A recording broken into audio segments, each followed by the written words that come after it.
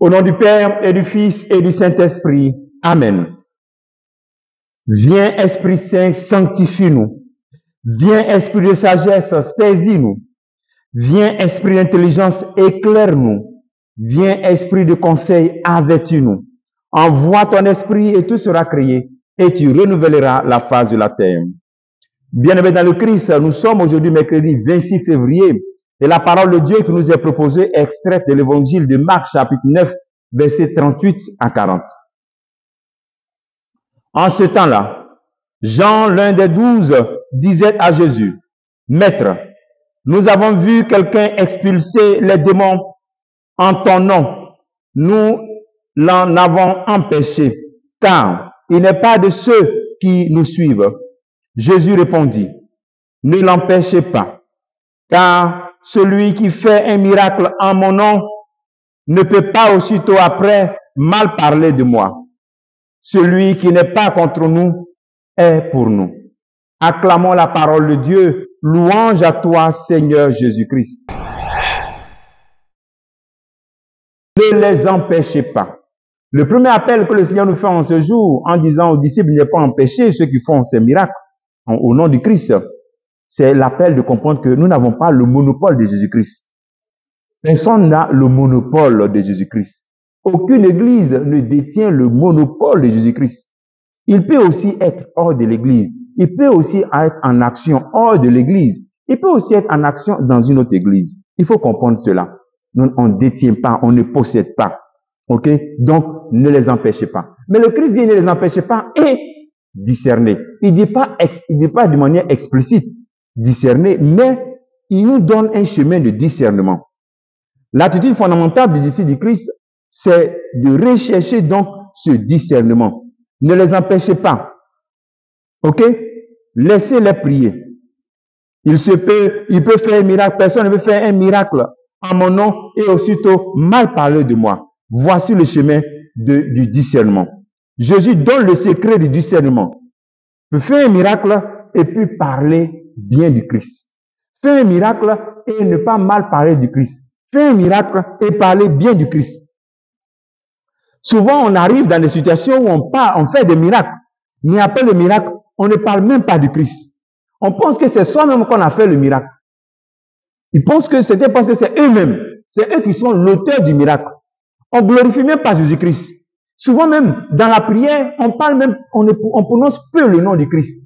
On prononce plus le nom du diable que du Christ. Le prédicateur souvent parle plus de lui que de Jésus. Il parle plus de ce qu'il a fait. Et souvent, les miracles lui sont attribués. C'est lui qui a fait. C'est lui qui a fait. Lui, là, il fait ça. Lui, là, il est capable de faire ça.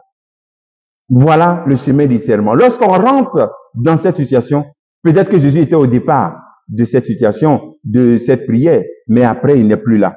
Parce que on s'attribue même la gloire du Christ. Voici le chemin du discernement qui peut te permettre à comprendre où il faut aller et puis où rester. OK? Ensuite, quand le Seigneur donne cette indication, qui est aussi un discernement implicite, il t'invite aussi à forger ton identité chrétienne. Parce que souvent, on est attiré par les miracles. Quand tu as forgé ton identité chrétienne, tu n'as pas besoin de te promener, de papillonner. Il y a des chrétiens qui n'ont aucune identité. Ils se promènent seulement. Ils vont pour celui-là parce que lui-là, il guérit les malades. Ou ils vont chez celui-là parce que lui-là, il prêche bien. Donc, ils n'ont aucune identité spirituelle. Alors, le Christ invite aussi à avoir une identité pour ne pas tomber dans le piège de courir après les miracles, de courir après ce qui est merveilleux, sans chercher lui-même sa personne.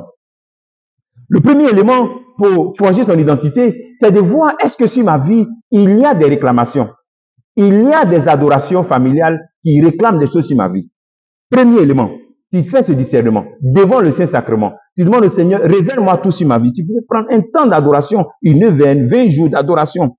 Et le Seigneur pourra te révéler dans la vérité ce qui se passe sur ta vie, si vraiment ce que tu vis est spirituel. Deuxième attitude. Ensuite, avoir une détermination de rechercher à ressembler à Jésus-Christ. C'est-à-dire vouloir être comme lui. Persévérer dans la décision de vivre comme lui, de faire sa volonté, d'appliquer sa parole. Voici la deuxième attitude. Rechercher les choses du ciel. Et troisième et dernière attitude, la charité.